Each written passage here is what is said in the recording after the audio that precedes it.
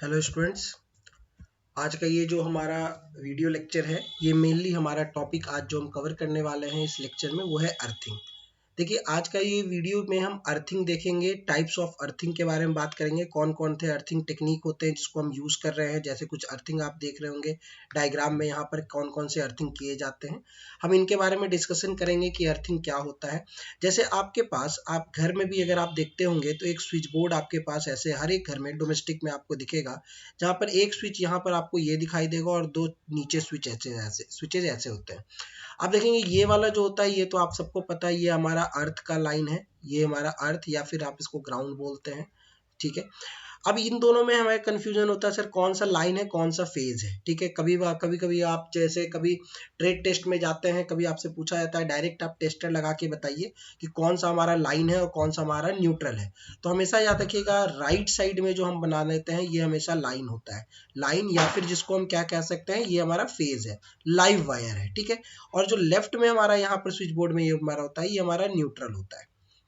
ये नॉलेज की चीजें जो आपको पता होना चाहिए इलेक्ट्रिकल इंजीनियरिंग में, कि कहीं लाइन के जैसे अगर आपको दिया जाता है और कहा जाता है एक ही बार टेस्टर लगाइए और बताइए कौन सा फेज है कौन सा लाइन है, तो उस कंडीशन में हमेशा आप पहला ट्राई हमेशा राइट साइड वाले को करेंगे, ये हमेशा लाइन के लिए ही लाइन बना होता है। ठीक है, अब देखिए अर्थिंग के बारे में डिस्कशन जब हम करेंगे तो अर्थिंग में एक वर्ड आता है कि हम अर्थिंग क्यों करते हैं। तो अर्थिंग जानने के पहले आपको एक टर्म जानना पड़ेगा जिसको हम कहते हैं लोड। ठीक है, क्योंकि हम अर्थिंग का हम एडवांटेज जब देखेंगे तो हम इसमें लोड के बारे में भी डिस्कस करेंगे। तो अर्थिंग पे जाने के पहले हम पहले लोड का डिस्कशन करते हैं। तो देखिए लोड किसे कहते हैं, सबसे पहले हमारे पास क्वेश्चन आता है कि सर लोड क्या होता है। तो नॉर्मल लैंग्वेज में आप सबको पता है जो एनर्जी कंज्यूम करता है उसे हम क्या कहते हैं, लोड। यानी एक शॉर्ट में वर्ड बोला जाए तो जो भी सिस्टम जो पावर को ले रहा है, एज्यूम कंज्यूम कर रहा है, ले रहा है, उसको हम क्या कहते हैं, लोड। जो पावर देता है वो सोर्स होता है, जो पावर ले रहा है वो हमारा क्या हो गया, लोड। लेकिन जब हम इलेक्ट्रिकल सर्किट में बात करेंगे तो हमारे पास पावर तीन तरह के होते हैं, एक होता है एक्टिव पावर, एक होता है रिएक्टिव पावर और एक होता है एपरेंट पावर। सभी को पता होगा एक्टिव पावर होता है V I cos phi, reactive power है वी आई साइन फाई और एपरेंट पावर है वी आई। इन तीनों पावर यानी इन दोनों पावर को जब जोड़ देते हैं तो हमारा टोटल पावर होता है एपरेंट पावर। ठीक है, टोटल पावर जिसे हम कहते हैं, जिसको आप लिखते हैं S equal to P plus J into Q, active plus reactive power. जब आप यहाँ पर लोड के बारे में देखेंगे तो देखिए लाइन यहाँ पर मेंशन किया गया है, an electrical load is an electrical component or portion of circuit that consumes active power. या देखिएगा लोड उसे कहते हैं जो एक्टिव पावर को कंज्यूम करता है। तो ये आपके लिए एक इंपॉर्टेंट क्वेश्चन बनता है कि लोड हमेशा कौन सा पावर कंज्यूम करता है। तो लोड हमेशा याद रखिएगा एक्टिव पावर को ही कंज्यूम करता है, लेता है। अब लोड हमारे पास जितने भी लगे हुए हैं वो जनरली हमारे पास दो तरह के लोड होते हैं। आप यहाँ पर देखेंगे लोड हमारे पास दो तरह के हैं, एक का नाम होता है बैलेंस्ड लोड और एक का नाम होता है अनबैलेंस्ड लोड। दो तरह के लोड हो गए, बैलेंस्ड और अनबैलेंस्ड। क्या होता है सर बैलेंस्ड लोड और अनबैलेंस्ड लोड, जरा उसके बारे में बात करेंगे। आप सबको पता है हम जो यूज करते हैं ज्यादातर वो यूज करते हैं हम थ्री फेज का सिस्टम। फेज डिस्प्लेसमेंट अगर देखा जाए थीटा, तो आप सबको ये बात पता है टोटल एंगल होता है 360 डिग्री और फेज डिस्प्लेसमेंट होता है बाई नंबर ऑफ फेजेस। तो हमारे पास अगर कोई थ्री फेज का सिस्टम है तो अगर हम उसको यूज करेंगे तो 360 डिग्री डिवाइड बाई अगर हम 3 करेंगे तो ये हमारा आएगा 120 डिग्री। यानी हमारे पास कोई थ्री फेज का अगर कोई सिस्टम है तो उसमें हमारा फेज डिस्प्लेसमेंट यानी जो हमारे तीन वोल्टेज है आर वाई बी, इनके बीच में एंगल डिफरेंस कितने का होना चाहिए, 120 डिग्री का। या करंट अगर देखेंगे आई आर आई वाई और आई बी, तो इनके बीच में एंगल डिफरेंस सब में कितना होना चाहिए, 120 डिग्री का। तो बैलेंस्ड लोड हमारे पास वो लोड हो गया, अगर हम इसको अगले स्लाइड पे आपसे बात करें, मैं ये स्लाइड आपको अभी फिर दिखा दूंगा, उसके पहले आप यहाँ पर देखिए एक डेल्टा कनेक्शन बना हुआ है। यहाँ पर आप देखेंगे जो पहला ये जो आपको दिख रहा है इसका इंपीडेंस कितना है, Z। दूसरे वाले का देखिएगा इसका भी इंपीडेंस कितना है, Z। और तीसरे वाले का भी इंपीडेंस देखेंगे तो ये भी Z। सारा इंपीडेंस क्या है हमारा, सेम है। अगर आप करंट देखेंगे, लाइन करंट जो आ रहा है इसमें 15 एम्पियर, तो इसमें भी 15 एम्पियर और इसमें भी 15 एम्पियर। दूसरा पॉइंट हो गया सारा करंट सेम है। फिर अगर आप वोल्टेज देखेंगे 415 वोल्ट 415 वोल्ट, यानी वोल्टेज भी सेम हो गया। और एंगल डिफरेंस अगर आप देखेंगे सारे वोल्टेज में या सारे करंट में तो कितने का आपको मिलेगा, 120 डिग्री का। जो भी सिस्टम, कोई भी ऐसा लोड जिसमें सारा करंट सारे फेज में, हर एक फेज में करंट सेम है, वोल्टेज सेम हो और फेज एंगल 120 डिग्री का हो, ऐसे लोड को हम कहते हैं बैलेंस्ड लोड। ठीक है, तो हम इस स्लाइड पर वापस आते हैं। बैलेंस्ड में आपके पास फर्स्ट पॉइंट यहाँ पर है equal impedance in each phase, सारे फेजेस में equal impedance Z Z Z आपने देखा तीनों में है। दूसरा है equal voltage in each phase, हर एक फेज में अभी मैंने जो डायग्राम दिखाया सब में आपने देखा 415 वोल्ट सारे में था, इसमें सब में जेड सेम था। एल्जेब्रिक सम, जब कोई बैलेंस्ड लोड है, ये इंपॉर्टेंट पॉइंट है जो आपको याद रखना चाहिए कि जब आप सारे करंट को हर एक फेज के करंट को एक बैलेंस सिस्टम में जोड़ेंगे तो वो कितना आपका आएगा, जीरो। मतलब अगर आपका कोई बैलेंस्ड लोड है तो आपका I R plus I Y plus I B, ये तीनों करंट अगर जोड़ा जाए तो ये कितना होगा, जीरो। और जब ये तीनों करंट मिल करके अगर न्यूट्रल में जा रहा है तो न्यूट्रल में करंट कितना जाएगा, जीरो। ठीक है, when current in each phase is equal it shows no ground fault or earth fault in balance circuit। ठीक है, जो इसके बारे में मैंने आपको एक पॉइंट बोला कि जब भी हमारा तीनों करंट जीरो हो रहा है तो ये दिखाता है कि कोई भी फॉल्ट नहीं है सिस्टम में, कोई भी ग्राउंड फॉल्ट या अर्थ फॉल्ट नहीं है सिस्टम में, और सिस्टम हमारा कैसा है, बैलेंस्ड है। ठीक है, तो बैलेंस्ड के लिए आपको मैंने कुछ क्राइटेरिया बताया, सारे फेज का इंपिडेंस सेम होना चाहिए, वोल्टेज लेवल सबका सेम होना चाहिए, करंट लेवल सब में सेम होना चाहिए, और फेज एंगल कितने का होना चाहिए, सब में 120 डिग्री का। इसका ठीक उल्टा चलते हैं अनबैलेंस्ड में। अनबैलेंस्ड में क्या होगा, आप देखिए यहाँ पर पहले आर फेज में करंट 12 एम्पियर दिख रहा है, वाई में 7 एम्पियर दिख रहा है और बी में 9 एम्पियर दिख रहा है। तो हमारे पास तीनों में करंट देखिएगा अलग अलग हो गए। वोल्टेज देखिए यहाँ पर 430, यहाँ पर देखिए 380। इंपिडेंस देखिए, पहले इंपिडेंस सारे जेड जेड जेड थे, अब इंपिडेंस Z1 Z2 और Z3 है, तो इंपिडेंस भी बदल गया। और एंगल भी देखिए 120 100 और 140 अलग अलग एंगल हो गए। तो ओवरऑल हमारा इंपिडेंस बदल गया, हमारा करंट बदल गया, हमारा वोल्टेज लेवल चेंज हो गया। तो ऐसा हमारा लोड क्या कहलाता है, अनबैलेंस्ड लोड। आप देखेंगे यहाँ पर अनबैलेंस्ड लोड के लिए क्या पॉइंट यहाँ पर लिखे हुए हैं, करंट अलग हो गया, वोल्टेज भी हर एक फेज में अलग है, इंपिडेंस भी अलग है, और आपका जो फेज डिफरेंस है 120 डिग्री का अब नहीं है, सब में अलग अलग है। ठीक है, और लीकेज करंट यानी न्यूट्रल में करंट आपका फ्लो करेगा। ठीक है, तो ये दो तरह के लोड हमारे पास आए, एक बैलेंस्ड लोड आया और एक अनबैलेंस्ड लोड आया। ठीक है, अब यहाँ पर हम अपने टॉपिक पर आते हैं और हमारा टॉपिक है अर्थिंग। तो बात करते हैं सर ये अर्थिंग क्या होता है। अर्थिंग हमारा ब्यूरो ऑफ इंडियन स्टैंडर्ड, ये याद रखिएगा, ये इंपॉर्टेंट पॉइंट है। Bureau of Indian standard code हमारा 3043/1966, ये रूल में हमारा अर्थिंग दिया गया है। ठीक है, अर्थिंग क्या है, अर्थिंग बहुत सिंपल सा प्रोसेस है, आपने बहुत कॉमन नाम सुना होगा अर्थिंग का।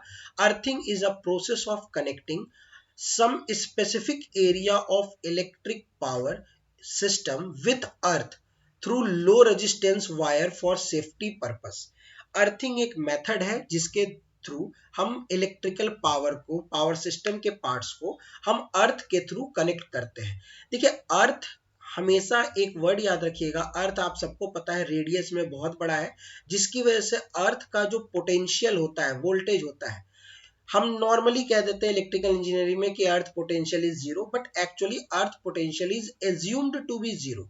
याद रखिए, हम इसको एज्यूम किया है जीरो, उसका कारण ये होता है इसका रेडियस बहुत ज्यादा है, तो अर्थ का पोटेंशियल हम ऑलमोस्ट जीरो ही मान के चलते हैं। तो अर्थ का पोटेंशियल, अर्थ का वोल्टेज क्या है, जीरो।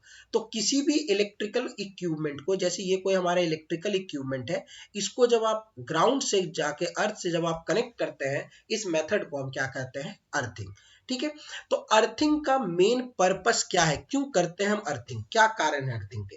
तो देखिए अर्थिंग के कई सारे पर्पसेस हैं जो आपको मैं अभी बता दूंगा। जैसे ये किसी सिस्टम के लोड को अनबैलेंस से बैलेंस बनाने में मदद करता है, ये भी पॉइंट आपको मैं बता दूंगा। बट अर्थिंग जो हम करते हैं इसका मेन पर्पस, सबसे मेन पर्पस है वो है ह्यूमन को इलेक्ट्रिक शॉक से बचाना, ह्यूमन को इलेक्ट्रिक शॉक से प्रोटेक्ट करना है, झटके से हमें बचाता है बिजली के।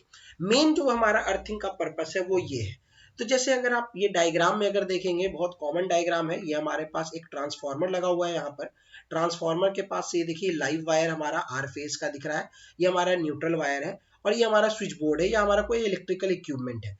देखिए यहाँ पर कोई अर्थिंग नहीं की गई है, तो हमारा जो करंट, अगर हमने ये पार्ट को छुआ और अंदर मान लो कोई भी पार्ट हमारे कंडक्टिंग बॉडी से टच किया हुआ है, तो ये हमारे करंट, ये हमारे बॉडी में ये करंट यूं कुछ फ्लो होता हुआ जाएगा और ह्यूमन को, हमारे ह्यूमन बॉडी को क्या लगेगा, शॉक लगेगा।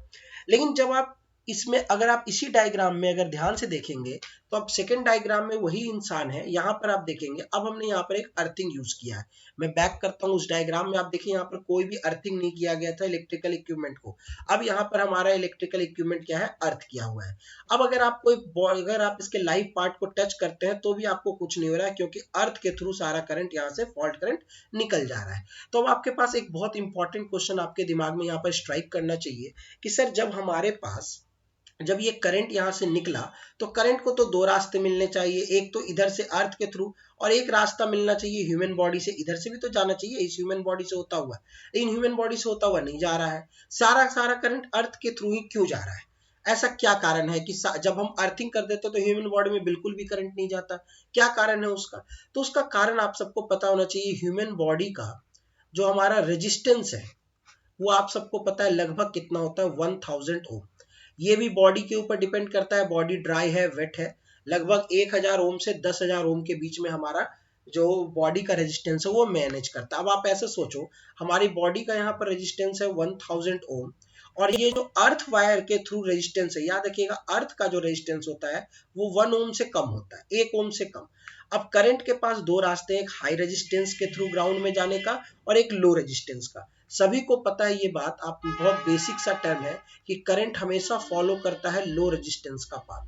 तो जब लो रेजिस्टेंस का पाथ अगर करंट को मिलेगा, कहाँ उसको 1000 ओम मिल रहा है, कहाँ उसको 1 ओम से कम मिल रहा है, तो सारा करंट 1 ओम से कम के थ्रू ग्राउंड में पास कर जाता है, तो ह्यूमन बॉडी को हमें करंट शॉक नहीं लगता। ठीक है, तो अर्थिंग का मेन पर्पस, कई एडवांटेज है अर्थिंग के, बट जो मेन पर्पस है अर्थिंग का, जो रेलवे में भी पूछा गया है, आरआरबी में भी, कि अर्थिंग का मेन पर्पस क्या है, तो आप याद रखिएगा अर्थिंग का सबसे मेन पर्पस है ह्यूमन बॉडी को शॉक से बचाना। ठीक है, इसलिए हम अर्थिंग करते हैं। घर में भी अर्थिंग की जाती है। आपके कभी जैसे अगर फॉर एग्जांपल आपको मैं बात करूं, आप अगर ये चेक करना चाहते हैं कि आपके घर में अर्थिंग प्रॉपर है या नहीं, हम कैसे चेक कर सकते हैं? अभी मैंने आपको बताया ये अर्थ है, ये आपका लाइव वायर हो गया लाइन, और ये हमारा हो गया न्यूट्रल। सिंपल मेथड बताता हूँ जो बिल्कुल नॉर्मल मेथड है। आप एक टेस्ट लैंप ले लीजिए, एक बल्ब ले लीजिए, ये इस बल्ब का एक वायर आप इस लाइन में डालिए और इसका दूसरा जो वायर है इसको आप न्यूट्रल में डालिए। देखिए बल्ब आपका ग्लो करेगा। फिर आप सेकंड केस में क्या कीजिए, इसको लाइन में रहने दीजिए और इसको आप उठा करके आप अर्थ में डालिए। अगर वो सेम इंटेंसिटी से उतना ही चमक के साथ अगर वो ग्लो कर रहा है तो मतलब घर में अर्थिंग प्रॉपर है। लेकिन उसके ग्लो करने की इंटेंसिटी कम हो गई, वो डिम हो गया, लाइट उसकी कम हो गई, इसका मतलब घर में अर्थिंग नहीं है। तो आप लाइन और न्यूट्रल में जितना ग्लो कर रहा है उतना ही लाइन और अर्थ में भी अगर ग्लो करेगा तो इसका मतलब अर्थिंग आपके घर की प्रॉपर है। ये बहुत कॉमन मेथड होता है अर्थिंग को घर में चेक करने का। ठीक है, तो मैंने अभी आपको बताया जब भी आप अर्थिंग करते हैं तो कोई भी अर्थिंग में हमें ह्यूमन बॉडी को शॉक नहीं लगता। क्या बताया उसका कारण? ह्यूमन बॉडी का रेजिस्टेंस कितना है, 1000 ओम से 10,000 ओम के बीच में, और अर्थ का रेजिस्टेंस 1 से 5 ओम होता है। ये भी आपके पास बुकिश चीजें हैं, बट प्रैक्टिकली जो अर्थ का रेजिस्टेंस है वो याद रखिएगा 1 ओम से कम मेंटेन किया जाता है। आइडियली तो हमें 0 चाहिए, बट आपको पता है 0 कुछ भी पॉसिबल नहीं है। तो अर्थ का रेजिस्टेंस हम हमेशा कोशिश करते हैं कि 1 ओम से कम रखा जाए। ठीक है, तो ओवरऑल अब इसी को अर्थिंग को यूज करने के लिए अलग अलग अर्थिंग के मेथड्स हैं, उस पे हम आते हैं। लेकिन उसके पहले जरा एडवांटेज देखते हैं। एडवांटेज मैंने आपको बताया सेफ एंड बेस्ट मेथड है, ये आप नोट डाउन कर सकते हैं कौन कौन सी चीजें हैं। लो इक्विपमेंट, जितने भी लो रेजिस्टेंस वायर के साथ आप उसको कनेक्ट कर रहे हो, मेटल के थ्रू प्रोटेक्शन जो आपका इंस्टॉलेशन का है उसमें हो रहा है। फायर हैजार्ड, आग लगने का खतरा आपका बच रहा है। ठीक है, किसी भी डिवाइस को हार्म होने से बचाता है। ये सारे एडवांटेजेस हैं जो आपके सामने हैं। बट जो मैंने आपको बताया जो मेन एडवांटेज है वो है ह्यूमन बॉडी को शॉक से बचाना। अर्थिंग का मेन हमारा ये पर्पस होता है। अब अर्थिंग हम कौन कौन से यूज करते हैं, कितने टाइप्स के अर्थिंग है वो आपके सामने यहाँ पर है। सबसे पहले अर्थिंग का नाम है strip and wire earthing, strip and wire earthing. Second earthing है हमारे पास रॉड अर्थिंग। तीसरी अर्थिंग का नाम है पाइप अर्थिंग। फोर्थ हमारे पास अर्थिंग हो गया प्लेट अर्थिंग, और फिफ्थ हो गया क्वाइल अर्थिंग, और सिक्स आजकल एक और नाम अर्थिंग का अगर आपने सुना हो तो केमिकल अर्थिंग। ठीक है, ये हमारे अर्थिंग के मेथड्स हैं। अब कहां पर आप रॉड अर्थिंग यूज करेंगे, कहां पर स्ट्रिप अर्थिंग यूज करेंगे, कहां पाइप किया जाएगा, ये डिपेंड करता है वहां के सॉइल के कंडीशन पर। जैसे किसी सॉइल में मॉइस्चर ज्यादा होता है, कहीं पर मिट्टी में आप देखिएगा बहुत ज्यादा, वहां पर आप कंकड़ पत्थर आपको मिलेगा, सैंडी दिखेगा आपको, जहां पर कंकड़ वंकड़ ज्यादा है, वहां पर के लिए कौन सी अर्थिंग यूज होती है। सब स्टेशन में कौन सी अर्थिंग करते हैं हम, ठीक है। जहां पर वोल्टेज ज्यादा है, करंट ज्यादा, वहां पर कौन सी अर्थिंग यूज करते हैं।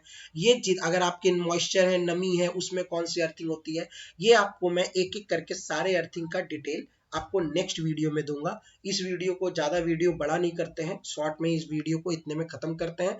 नेक्स्ट वीडियो में मैं आपको स्टार्ट करूंगा अलग अलग टाइप्स अर्थिंग के, ठीक है, जिसमें आपके लिए मैं आपको एक छोटा सा पॉइंट जाते जाते बता रहा हूं कि आपके लिए जो मेन अर्थिंग है वो ये 3 है। सबसे ज्यादा आपके एग्जाम के लिए और प्रैक्टिकली हम यूज भी यही 3 अर्थिंग करते हैं, रॉड अर्थिंग, पाइप अर्थिंग और प्लेट अर्थिंग, ठीक है। तो ये आज के वीडियो का ये पॉइंट था। नेक्स्ट वीडियो में हम टाइप्स ऑफ अर्थिंग को डिस्कस करेंगे, ठीक है। थैंक्स।